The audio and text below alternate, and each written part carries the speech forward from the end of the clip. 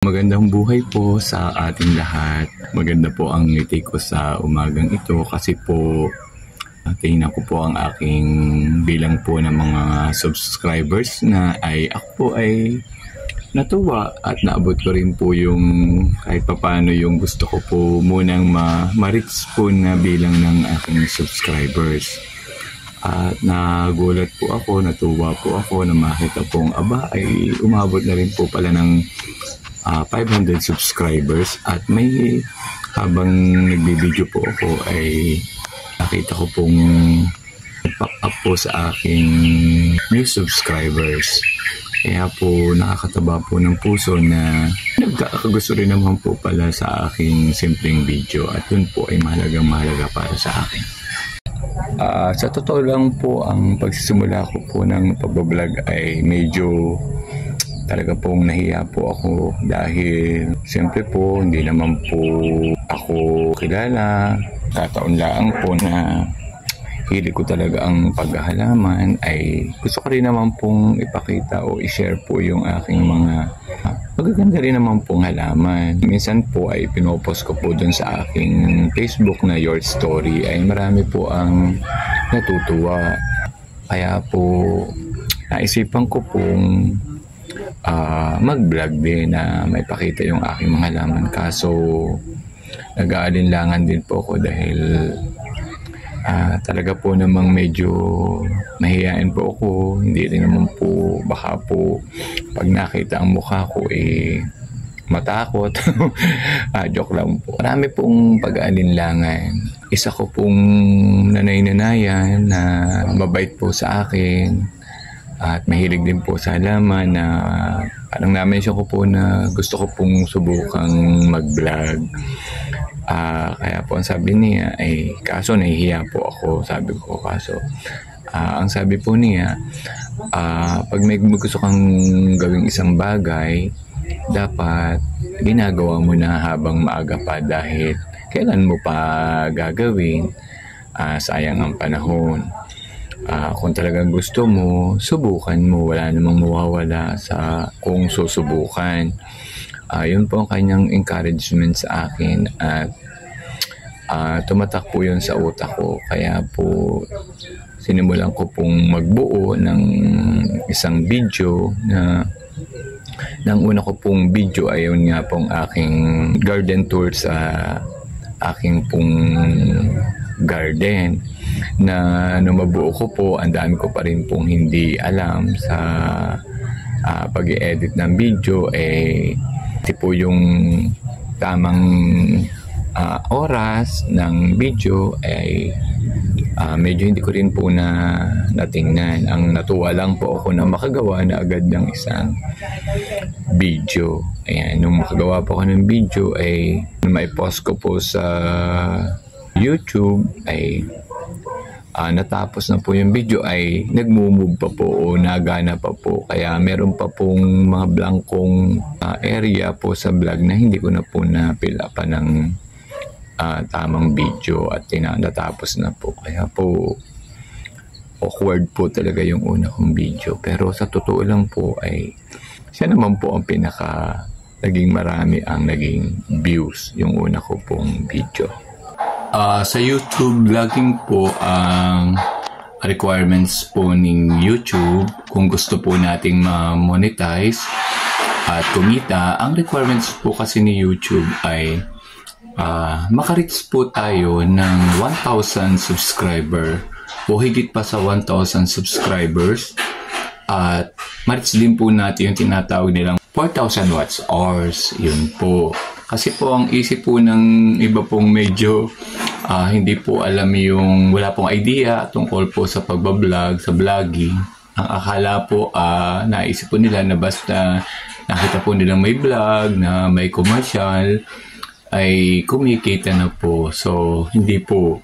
Sa totoo lang po, ang pagbablog ay pag ang gusto po ninyo agad ay kita, ay mahirapan po kayo. Kasi ang kailangan po talaga ay ma-reach po ninyo yung requirements niya na 1,000 subscriber o higit pa at maka-reach din po kayo ng 4,000 watch hours. Ayan. Kaya po nakakatuwa pong iba.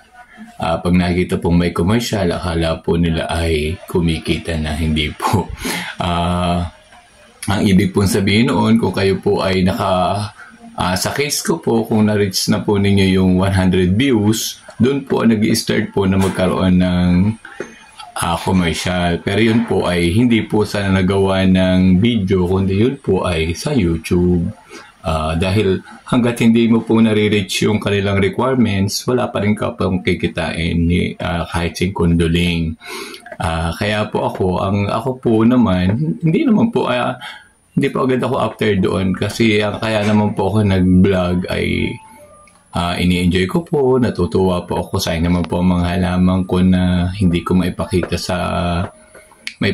kasi magaganda rin naman. Mahilig din po ako manood sa YouTube ng mga nag-garden, ng mga naghahalaman. Na-inspire po ako sa kanila, natutuwa po ako sa kanila. At gusto ko din po silang gayahin. Kaya po, nung may mag-encourage nga po sa akin na subukan, wala daw namang mawawala.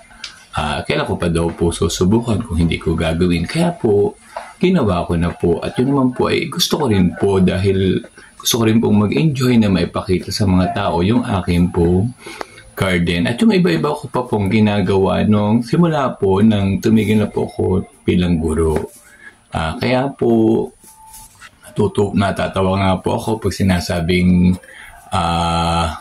may commercial na, ay may kita na. Wala po. Hindi po, hindi bali po kung kayo po isang artista. Napakadali-dali po yung ma-reach yung requirements na yun na hinihingi po ng YouTube. Katulad ko pong di naman po kilalang tao, baguhan lang po sa pagbablog, ay talaga pong dadaan po sa karayom ang bago ma-reach po yun. At yun po ay nakasalalay din para ma-reach ko po yung dami ng subscribers na yun sa mga nagmamahal din po sa akin at sumusuporta po sa akin. Napakahirap po talagang pag ikaw po ay maramdamin at ikaw po ay sineryoso po ninyo yung pag-aas po o magpa-subscribe sa iyong mga kaibigan, kakilala. Kasi po pag hindi po nila nagawa, makakaramdaman ka po ng medyo hindi po maganda. Kaya po dapat po pagka kayo nagbablog, hindi po kayo maramdamin kasi sa tulad ko po, marami rin po akong nirequestan ng suporta, ay marami po ang natugon, pero ang totoo po ay hindi naman po nagsusubscribe. Okay lang po yun kasi hindi naman po natin talaga mapiplease ang lahat ng tao, lalo mga kaibigan at kabarkada natin o yung mga co-teachers natin. Kasi sa katulad ko, sa case ko po, ang aking pong vlog ay tungkol po sa mga paghahalaman at saka yung pong mga kung saan din po ako napunta. May mga time po posible po na kaya din po naman hindi sila nag-subscribe. Hindi naman po talaga nila like ang mga paghalaman.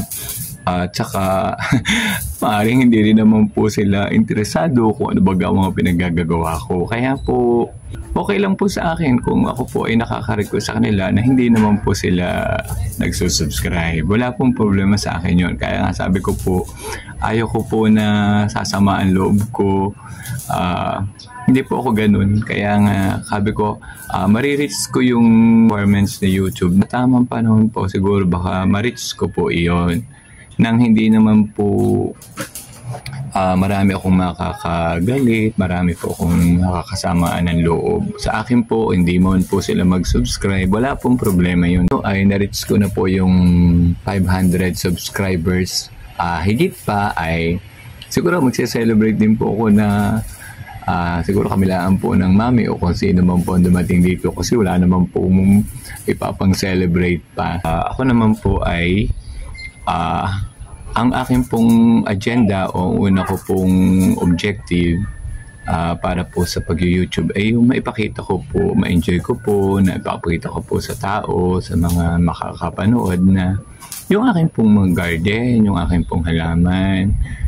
Dahil ako po ay na-inspired din o naakit din doon po sa isa kong pinapanood na YouTuber na ngayon po ay naging kahit papaano po ay nakilala din ako at lagi po nakaka-chat ko din po at sinusuportahan din po ako at yun po ay talaga naman pong naku ay sikat na po na talaga pong sa pag yung gardening doon po talaga ako humaga. Ang ganda po talaga ng kanilang farm, mini farm, kaya po natuwa din po talaga akong mag-vlog at ako din po ay hindi naman din po umaasa na ganong kabilis ko pong marireach yung ganong bilang kasi siyempre naman po ay sabi ko nga po may mga taong hindi po interesado sa ginagawa mo o sa nakahiligan mo dahil bawat tao po may kanya-kanya po talagang hilig. Kaya ayaw ko po talaga na pilitan kung talaga pong gusto, okay lang po, lalo magaling po. Yun po ay maganda po sa aking damdamin. At doon naman po sa talaga pong nag-subscribe sa aking simpleng channel ay ako naman po talaga yung nagpapasalamat dahil talaga naman pong hindi ko naman po ina-expect na ganun din pong kadami na bilang ang aking makukuha. At ako po yung nagpapasalamat doon po sa ilang kong mga naging estudyante na kahit siguro hindi mahilig sa paghahalaman ay ang gusto lang ay suportahan ako at dahil ako po ay naging guro nila, mga kaibigan ko po na sumusuporta din sa akin, mga hindi ko po kakilala na kahit po napakalayong lugar ay talaga pong siguro nakita po nila yung video ko ay natuwa po silang mag-subscribe na ay ma-reach ko din po yung goal o yung aking gustong marating sa aking pagbablog. Pero ang importante po sa akin ay maipakita ko po, maibigay ko po at masiyahan po kayo sa mga pinakikita ko pong mga paghahalaman na kahit paano po may natututunan kayo. Masaya po ako dahil ang iba pong nakikita ko sa YouTube, yung pong ma-reach nga lang po ang 100 subscribers ay nagse-celebrate na. Ang ma-reach po ninyo na 100 subscribers pataas ay talaga po namang nakakatuwa talaga. At talaga pong dapat ay i-celebrate. Kaya po masaya din po ako doon sa katulad ko pong mga bagong o mga baguhang vlogger o nagbablog na may mga sumusuporta po talaga. Kaya po masaya po kaming mga hindi po ganung mga baguhan pong mga vlogger na gumagawa po ng mga simpleng video na may natutuwa din naman pong manood. Muli po sa lahat po ng mga sumuporta po sa aking simpleng vlog, sa mga subscribers po, sa anumang sulok po ng Pilipinas at ng mundo, na natuwa po, na naging bahagi po ng aking mga simpleng video. Ako po ay nagpapasalamat at unti-unti pong lumalaki, unti-unti pong dumadami at tumataas po ang bilang ng aking aking po mga subscribers. Kaya po malaking bagay po yun sa akin. Tuloy-tuloy lang po ako sa pagbibideo, sa pagbablog, lahat po ng mga may kinalalaman sa paghalaman, kung ano po ang mga nakakasiya sa aking sarili, sa aking pong mga activities po na ginagawa ko sa buhay. Papakita ko po sa inyo at sana po ay magustuhan po ninyo. Muli po, salamat po sa inyong pagmamahal at suporta. Thank you po. God bless po sa ating lahat.